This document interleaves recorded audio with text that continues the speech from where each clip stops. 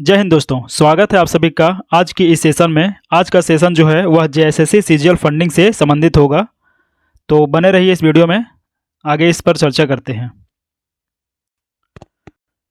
दोस्तों, यह video JSSC CGL में जो कानूनी लड़ाई लड़ी गई उसको लेकर के जो चंदा जमा हुआ उसके ऊपर डिटेल में बात करेंगे, चर्चा करेंगे और आप लोग समझने की कोशिश कीजिएगा कि पूरी लड़ाई के दौरान क्या हुआ है। लेकिन आज से 7-8 दिन पहले मैंने एक वीडियो बनाया था, ये वीडियो आप लोगों ने ज़रूर देखा होगा।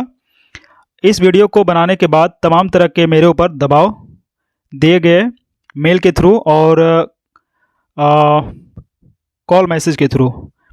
ऐसे वीडियो क्यों बनाए आप?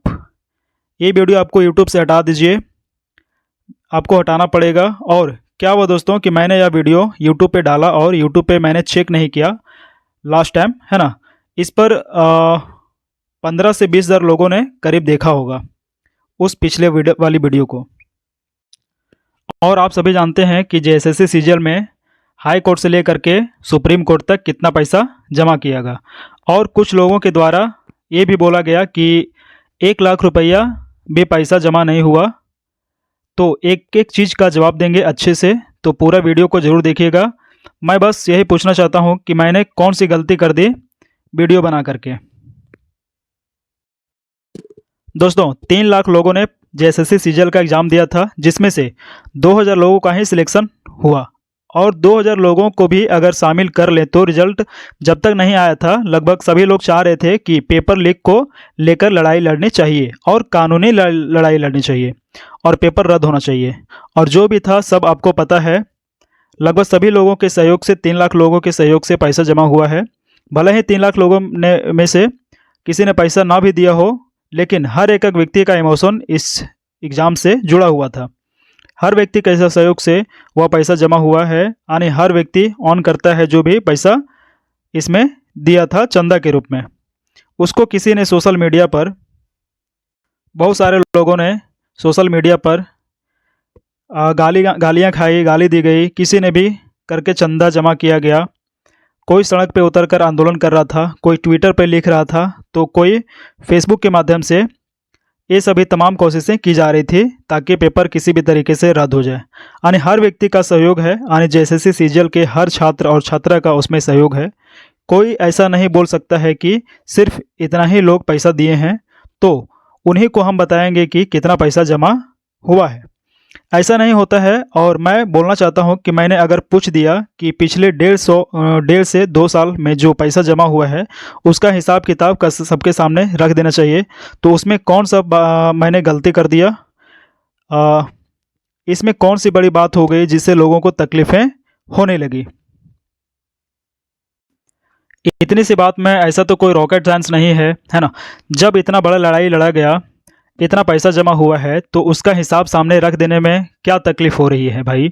और हाँ, हाई कोर्ट से लेकर सुप्रीम कोर्ट तक जो कुछ हुआ सब लोगों ने देखा। सभी लोग ग्रेजुएट हैं, यहाँ तक कि ग्रेजुएशन से भी ज़्यादा पढ़े लिखे लोग हैं। सबको पता है कि हाई कोर्ट और सुप्रीम कोर्ट में क्या हुआ है, और ख़ासकर सुप्रीम कोर्ट में। और मैं तो बोलना चाहता हूँ कि वो लोग तो अच्छी बात है कि सुप्रीम कोर्ट का वीडियो सबके सामने आ गया, नहीं तो पता ही नहीं चलता फिर उसके बाद क्या हुआ, क्या कहानी पढ़ाई जाती है ना। ये सब चीज़ आपको आंखें देखा हुआ है। अगर वीडियो सामने नहीं आता तो सुप्रीम कोर्ट को लेकर क्या कहानी पढ़ाई जाती भगवान ही जानता है। वो तो समझिए कि अच्छी किस्मत थी हम लोगों की और आप लोगों की कि यहाँ के छात्र छात्राओं की सुप्रीम कोर्ट का वीडियो सामने आ गया। आगे चंदा के ऊपर बात करते हैं। जैसे कि मैंने आपको बताया कि बोला गया कि आप नेगेटिविटी फैला रहे हैं। हाई कोर्ट के फैसले के बाद सुप्रीम कोर्ट की लड़ाई के लिए 1 लाख भी पैसा जमा नहीं हुआ है।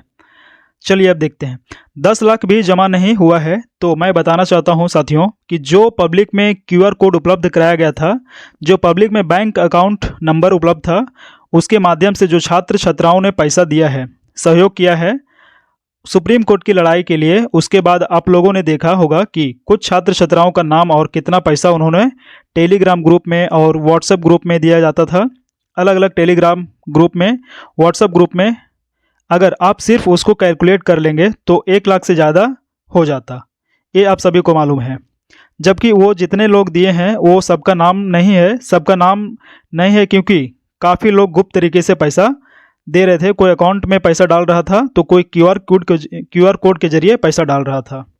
तो उन सभी का नाम लेना संभव नहीं हो पाएगा इस वीडियो के माध्यम से। जब हमने इस वीडियो को पोस्ट किया तो लगभग 10 लाख लोगों ने इस वीडियो को देखा था। उसके बाद हुआ क्या कि कुछ लोगों को तकलीफ़ें होने लगी। हमारे पास मैसेज आए, कॉल्स आए कि आपने ऐसा वीडियो क्यों बनाया, आपको यह वीडियो नहीं बनाना चाहिए था। बोला गया आपसे ऐसी उम्मीद नहीं थी, है ना।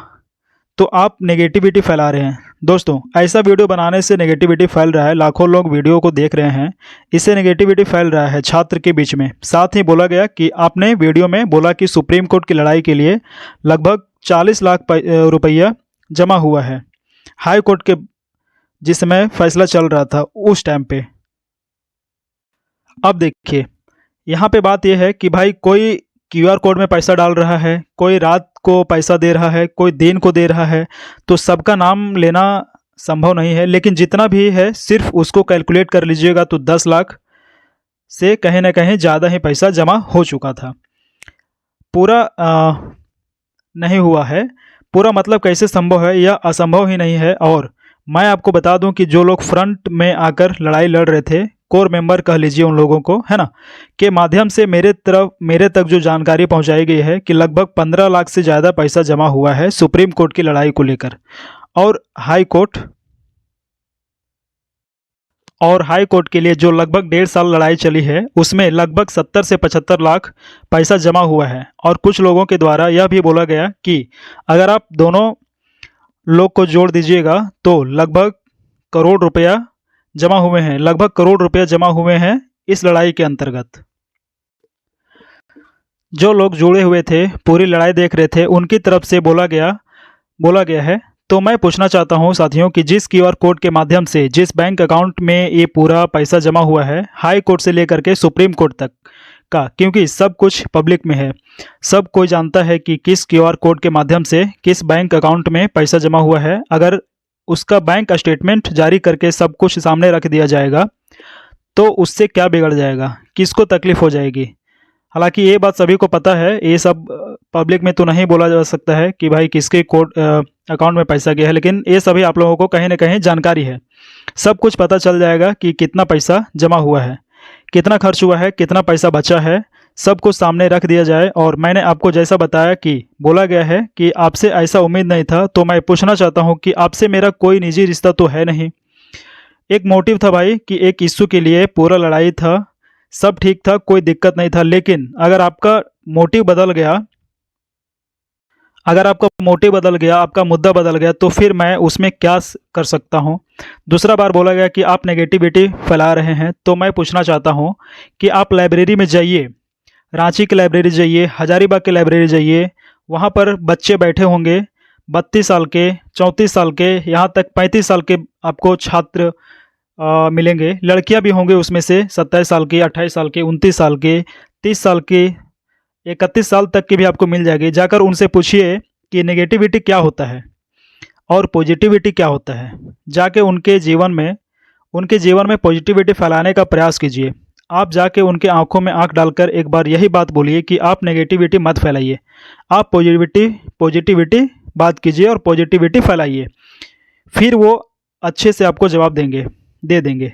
लड़ाई लड़ते लड़ते बच्चे थक गए हैं, पैसा जमा करके, आंदोलन करके, high court, supreme court, VC, Telegram, Twitter में ट्रेंडिंग करके बच्चे थक चुके हैं। 7 से 8 साल तक बच्चे उसमें अपना सारा करियर जो है झोंक दिए, नेछावर कर दिए, सब कुछ अपना कुर्बान कर दिए। उसमें बच्चे कुछ भी नहीं बचे, उनके पास कुछ भी नहीं बचा। उन लोगों के पास दाल भात चोखा खा के सुबह का बनाया हुआ दोपहर खाते, रात को खाते और लाइब्रेरी में घिस रहे हैं अपने जीवन को। बच्चे जाके उनसे एक बार बात कीजिए और उनको कहिए कि आप नेगेटिविटी मत फैलाइए, पॉजिटिविटी फैलाइए। अरे भैया, आपका तो सब कुछ सेट है, सब सेट हो गया, आपका तो इसमें कुछ बिगड़ा नहीं।